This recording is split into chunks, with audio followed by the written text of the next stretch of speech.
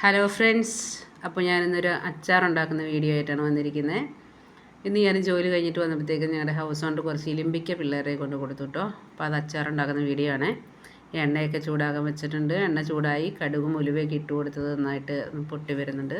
അപ്പോൾ നമുക്ക് കറിവേപ്പിലയും കുറച്ച് വെളുത്തുള്ളിയും ഇഞ്ചിയൊക്കെ ഇട്ട് കൊടുത്ത് നന്നായിട്ട് മൂപ്പിച്ചെടുക്കാം കേട്ടോ. അപ്പോൾ വെളുത്തുള്ളിയും ഇഞ്ചിയൊക്കെ ഓൾമോസ്റ്റ് ഒന്ന് മൂത്ത് വരുന്നുണ്ട്. അപ്പോൾ നമുക്ക് ഇതിനകത്തേക്ക് പൊടി ഇട്ട് കൊടുക്കാം. ഞാനിന്ന് അച്ചാർ പൊടി ഇട്ടിട്ടാട്ടോ ഇത് അച്ചാറുണ്ടാക്കുന്നത്.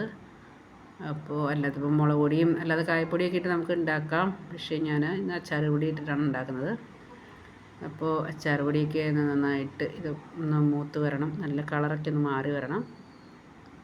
ഓക്കെ ഗൈസ്, ഇപ്പോൾ നമ്മുടെ ആ പൊടിയൊക്കെ നന്നായിട്ടൊന്ന് കളറ് മാറി വന്നിട്ടുണ്ട്. ഇനി നമുക്ക് ഇത്തിരി കായപ്പൊടി ഇട്ട് കൊടുക്കാം കേട്ടോ. അതിനകത്തേക്ക് കായപ്പൊടി ഇട്ട് കൊടുക്കുമ്പോൾ നല്ലൊരു മണവും ടേസ്റ്റൊക്കെ ഉണ്ടാവും കേട്ടോ അച്ചാറിന്.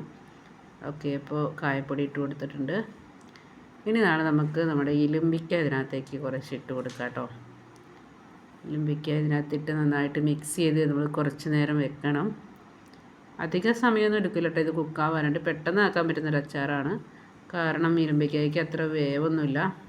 പിന്നെ ഇത് ജ്യൂസി ആയതുകൊണ്ട് നല്ല വെള്ളം ഉണ്ടാവും അതിന് തന്നെ. അപ്പോൾ ആ വെള്ളമൊക്കെ ഒന്ന് പതുക്കെ അരപ്പിലേക്ക് പറ്റി പിടിച്ച് കഴിഞ്ഞ് കഴിയുമ്പോഴത്തേനും ഇത് വേകും. കുറച്ച് നേരം വെച്ചാൽ മതി, അപ്പോഴത്തേക്കും അത് ഓക്കെ ആവും. അപ്പോൾ ഉപ്പിട്ട് കൊടുക്കുക കേട്ടോ. ഉപ്പും അരപ്പും എല്ലാം കൂടെ നമുക്കൊന്ന് മിക്സ് ചെയ്ത് കുറച്ച് നേരം കൂടെ വെച്ച് വേവിക്കാം കേട്ടോ.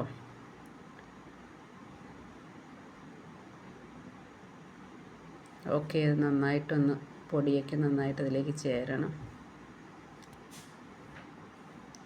അപ്പോൾ ഏകദേശം അതിൽ പൊടിയൊക്കെ പിടിച്ചിട്ടുണ്ട്. അപ്പോൾ കുറച്ച് നേരം കൂടെ നമുക്കിങ്ങനെ വെക്കാം. ഇപ്പോൾ ഒരു പകുതിയോളം അത് കുക്കായിട്ടുണ്ട് കേട്ടോ. കുറച്ച് സമയം കൂടി ഇരുന്നിട്ടുണ്ടെങ്കിൽ സംഭവം ഓക്കെ ആവും.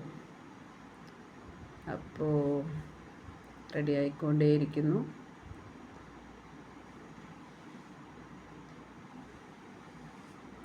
ഓക്കെ ഗൈസ്, ഇപ്പോൾ അതിൻ്റെ എണ്ണയൊക്കെ നന്നായിട്ട് തെളിഞ്ഞു വന്നിട്ടുണ്ട്. ഇനി നമുക്ക് ഇത്തിരി പഞ്ചസാര ഇട്ട് കൊടുക്കാം കേട്ടോ. ഞാൻ തീയൊക്കെ ഓഫ് ചെയ്തിട്ടുണ്ട്. അപ്പോൾ ഗൈസ്, നമ്മുടെ അച്ചാർ റെഡി ആയിട്ടുണ്ട്. ഓക്കേ.